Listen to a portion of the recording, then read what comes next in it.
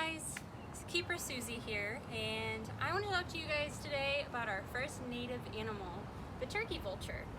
So turkey vultures are considered New World vultures, meaning that they are found in the Americas, and they rely on their sense of smell. So if you look at Sully's beak, it's really cool. You can see completely through her beak, and that helps her be able to get things that are really smelly. And the reason that they want to eat things that are very smelly is because they are what are called scavengers, meaning that they eat things that are already dead. And a lot of birders like to call them the garbage men of the world because they like to take care of the things that nobody else really wants to deal with. Roadkill or animals that die of natural causes. The fresher that they passed away, the more enticing that piece of food is to the turkey vulture. So I kind of touched on the fact that they are New World vultures, and so there's another side to that are Old World vultures, and in a couple of days we'll talk to you guys about what makes an Old World vulture different from a New World vulture. So Sully, when she puts her wings out, you can kind of see that she's molting, meaning that some new feathers are coming in. This usually happens every spring, and it's really cool. When birds molt, they will molt the exact same feathers on each side of their wings. And so speaking of their wings, a really good way to identify turkey vultures is when they are flying in the sky, you rarely see them flapping their wings. They really rely on soaring. And a big reason for that is for energy, to save on energy. And they rely on what are called thermals, which are basically warmer air that pushes up into the sky. And when you see a bunch of turkey vultures circling together, they are riding the thermal up to get higher in altitude, and that is called a kettle of turkey vultures. So if any of you guys are interested in being able to identify a turkey vulture when they're out flying, a really good way, one of the first ways, is whenever they're flying, their wings actually kind of sit like this, like a V. So a V for vulture. And they also have what I like to call the silver lining.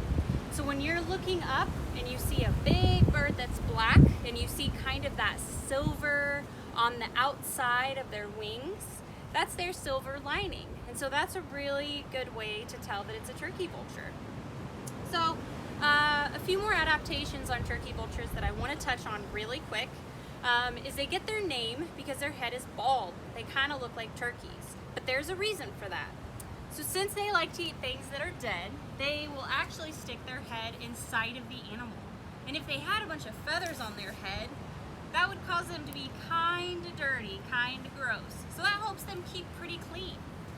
Another really neat adaptation is if a turkey vulture is approached by a predator, which if an animal's smart, they will stay away from a turkey vulture because turkey vultures will actually regurgitate and throw up their food. They can project it up to 6 feet, and their food's pretty gross going in. So coming out, it's even grosser. So again, they have very few predators. And if you look at Sully's feet, you notice that they're kind of white, and that's actually from her pooping on her feet. And there's a really cool reason for that. It helps them to stay cool, and even though the food that they eat is so gross and has all of these bacterias and Lord knows what else is inside of that food, when it comes out of their body, it's actually sterile. And so it helps keep them clean as well. So it helps keep them cool and it helps keep them clean. So the last thing I want to talk about is that turkey vultures are not considered raptors. So the word raptor comes from the Latin word seize because they have talons and their feet are made for grabbing. Now turkey vultures, on the other hand, if you look at her feet, they are made for standing. So what she does, and other turkey vultures, they're gonna stand there and their favorite activity is to tear and to rip and use that sharp beak, which raptors do have, to tear their food into pieces because they do not have teeth, because teeth are heavy. The teeth are a little bit too heavy to fly. So I threw a ton of information at you guys, And real fast, do you want to also tell us about why Suli is with us and why she kind of has that little bit of a limp to her? yes, so Suli, and if you look at her really quick, she has a little bit of a limp and her left wing is drooping. So Suli was actually hit by a vehicle and she was turned into Milford Nature Center where they successfully rehabilitated her. But because she can't fly and she can't walk appropriately, she is not releasable. So that's why she's one of our animals here on exhibit. So she lives a very luxurious life here. She doesn't have to worry about competition for food. She doesn't have to worry about flying south for the winter. She is our resident turkey vulture. So one last thing is turkey vultures have arrived in small numbers, and a lot of birders say that when the turkey vultures start arriving, that's when you know spring's here.